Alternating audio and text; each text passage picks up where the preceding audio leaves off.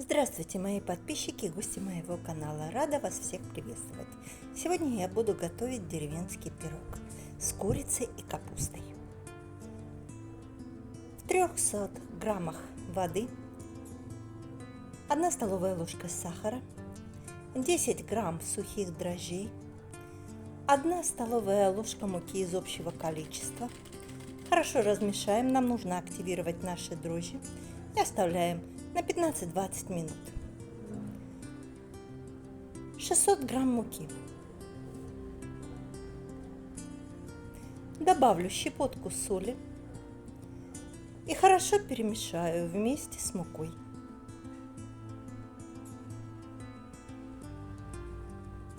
Этот пирог готовится очень быстро. Я иногда тесто готовлю с вечера, а утром у меня прекрасный завтрак для всей семьи. Видите, как поднялись дрожжи? У меня мука и дрожжи одного производителя. Это местная греческая марка. Небольшое углубление. Выливаю дрожжи.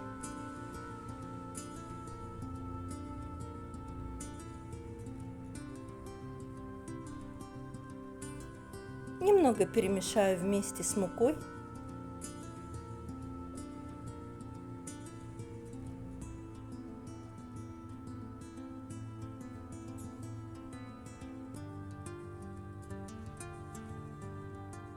И теперь добавлю 100 грамм растопленного сливочного масла.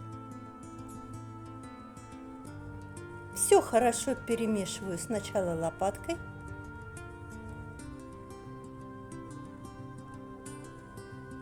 И затем руками. Конечно, регулируйте густоту. Тесто не должно быть забитым, оно должно быть мягким и воздушным. Мука везде разная. Теперь тесто я немного обминаю. Это примерно 5 минут. Тесто совершенно не липнет к рукам. Оно вот такое вот воздушное и мягкое.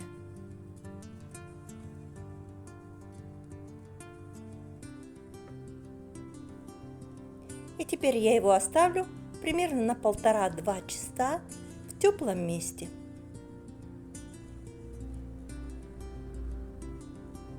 А тем временем подготовим начинку. Мелко нарезать лук. Это 1 луковица. Капуста.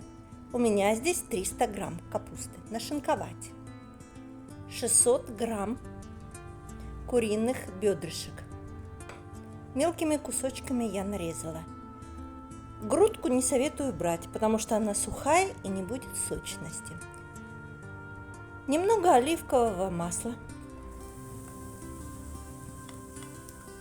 И тушим лук.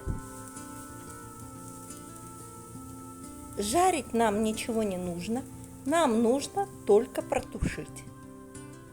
Поэтому на медленном огне, как только лук начинает становиться прозрачным, добавить капусту и протушить все вместе. Капуста отдаст сок. Накрыть крышкой. Вот такая она должна получиться. Когда она уже перестает быть твердой, но еще не мягкой. Это самое то, что нам надо. В отдельную емкость перекладываем капусту с луком и дадим полностью остыть.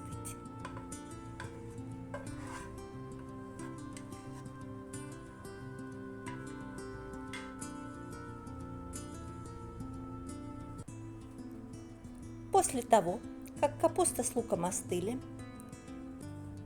немного соль, перец.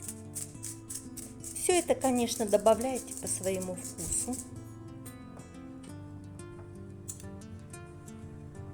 Я не солю горячее, потому что мы не понимаем, насколько там много соли, или хватает, или не хватает. Добавляем мелко нарезанные бедрышки курицы. Все хорошо перемешать. Наша начинка готова. Тесто тоже готово.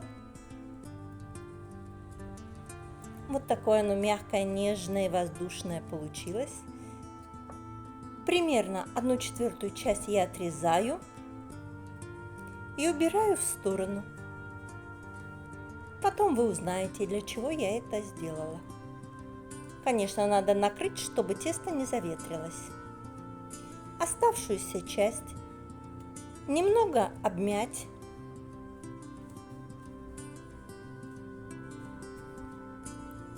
И раскатать по форме противня. У меня противень 22 сантиметра, бортики 7 сантиметров.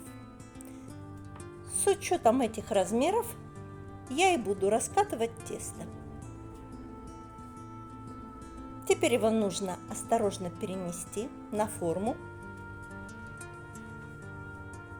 Мне это удобно делать так.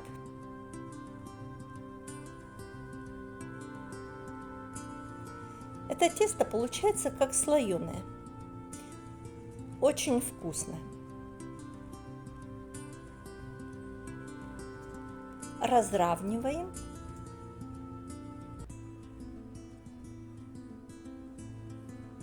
Не надо сильно приминать. Просто дадим форму придать. Выкладываем начинку. Хорошо ее разравниваем равномерно.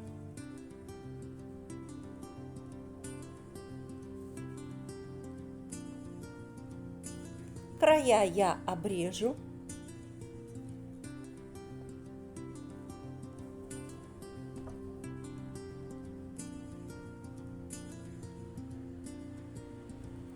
Обрезки я добавлю к кусочку, который мы оставили.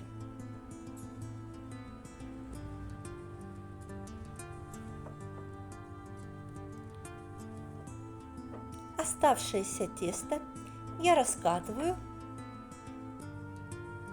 Это примерно 15 сантиметров диаметром. Выкладываю сверху на начинку. И теперь хорошо закрываю края.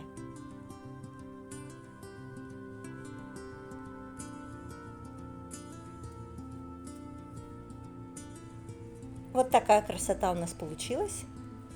В середине нам нужно сделать дырочку, чтобы выходил пар, и наш пирог не разорвался. Дырочку мы тоже сделаем красивую, с дизайном.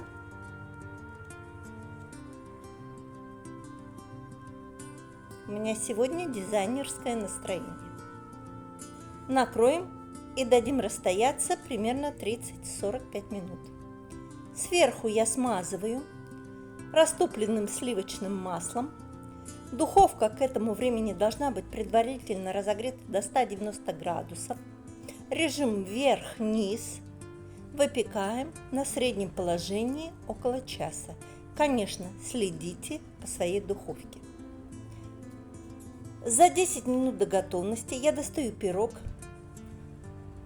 и в отверстие заливаю растопленное сливочное масло. Это 100 грамм. Потихоньку, чтобы все внутри пропиталось. Это придаст такую сочность и вкусноту нашему пирогу, что вы его будете есть, не останавливаясь. И опять убираем в духовку. Все, пирог готов. Дадим ему немного остыть. И видите, какая это красота! С йогуртом или со сметаной. Это волшебство, это взрыв вкуса. Всем спасибо за просмотр, приятного аппетита и до новых встреч!